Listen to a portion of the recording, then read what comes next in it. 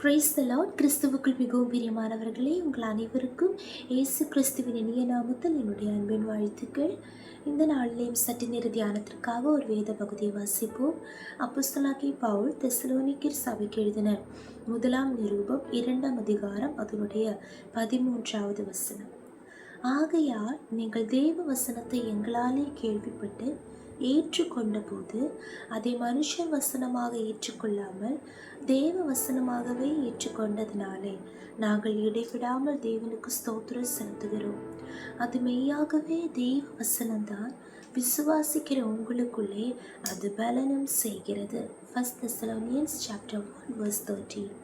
And we also thank God continually because when you received the word of God which you heard from us, you accepted it not as a human word, but as it actually is, the word of God, which is indeed at work in you who believe.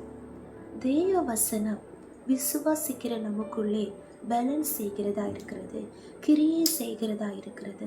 நாம் எப்படி தெய்வ வசனத்தை விசுவாசிக்கிறோமோ அதற்கேற்ற பலனை, அதற்கேற்ற கிரியை, அதற்கேற்ற பலனை அந்த வசனத்தின் மூலமாக நமக்குள்ளே உண்டாகிறது. இங்கே தெசலோனிக்கே சபை என்கிற சபை மிகுந்த உபத்திரவத்திலே கடந்து போகிற ஒரு சபை.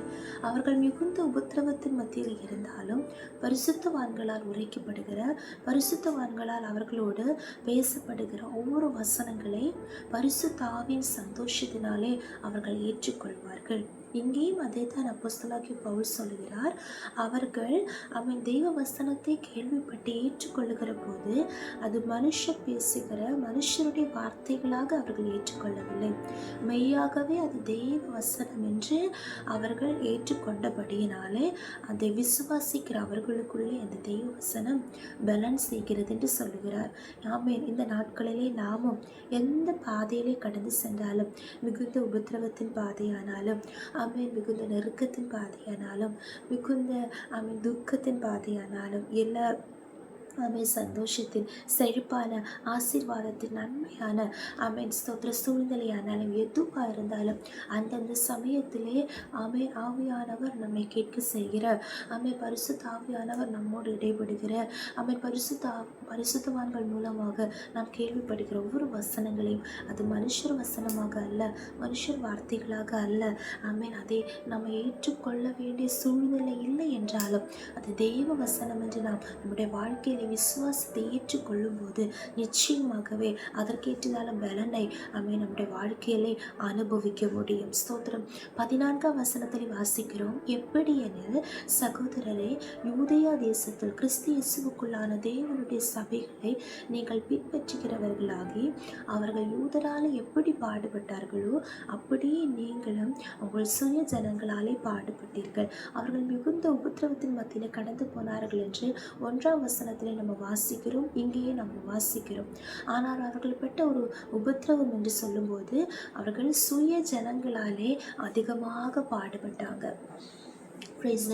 சுய ஜனங்களாலே அவர்கள் பாடுபட்டாங்க. பலவிதமான பாடுகள் தங்களுடைய சுய ஜனங்களாலே அவர்கள் பாடுபட்டாங்க.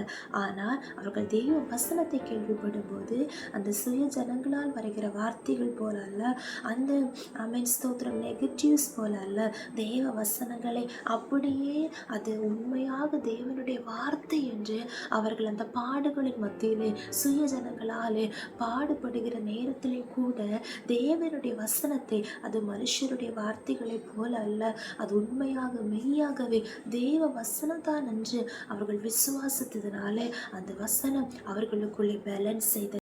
இந்த நாட்களிலே நாமும் பல பாடுகள் மத்தியிலே கடந்து போகலாம். சுய ஜனங்களாலே, சொந்த குடும்பத்தின் மத்தியிலே, சொந்த ஜனங்களின் மத்தியிலே, கூட இருக்கிறவர்கள் மத்தியிலே, நம்மை சூழ்ந்திருக்கிறவர்கள் மத்தியிலே, நாம் நேசித்தவர்கள், நாம் ஜெபித்தவர்கள், நாம் ஹல்லேலூயா நன்மை செய்தவர்கள் எல்லாரும் நமக்கு விரோதமாக மாறும்போது நமக்கென்று நாம் நினைத்தவர்கள் நம்மை ஸ்தோத்திர வெறுப்பாய் நினைக்கும் போது அந்த நேரங்களில் கூட, அந்த பாடுகளின் மத்தியிலே கூட தேவரால் ஆவியானவராலே தேவனுடைய வார்த்தைகளை ஆவியானவராலே நமக்கு உரைக்கப்படுகிற ஒவ்வொரு வார்த்தைகளை நாம் கேட்கிற ஒவ்வொரு வசனங்களை நாம் வாசிக்கிற ஒவ்வொரு வசனங்களை அது மெய்யாகவே தெய்வ வசனம் தான் என்று தெய்வனுடைய வார்த்தை என்று மனிதர்கள் வார்த்தைகளை போல அல்ல தேவனுடைய வசனத்தை அப்படியே தேவன் பேசுகிற வார்த்தை என்று நாம் ஏற்றுக்கொள்ளும் போது விசுவாசிக்கும் போது நிச்சயமாகவே எந்த உபத்திரவத்தின் மத்தியிலும் எந்த பாடுகளின் மத்தியிலும் வசனம் நம்மை ஜெயமாக நடத்தும். வசனம் நம்மை உயிர்ப்பிக்கும். ஆமென். வசனம் பெரிய காரியம் செய்யும். ஜெபிப்போமா?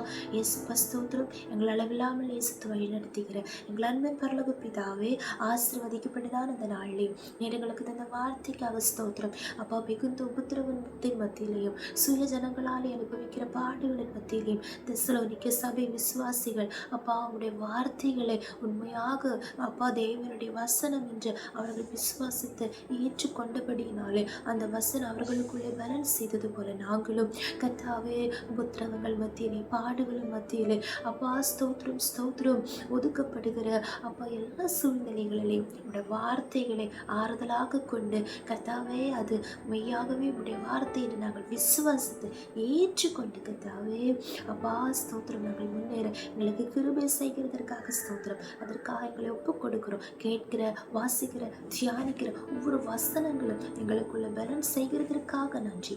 இயேசு கிறிஸ்துவின் நாமத்தினாலே ஜெபிக்கிறோம். எங்கள் ஜெபத்தை கேளும் நல்ல பிதாவே. ஆமென், ஆமென், ஆமென். May God bless you.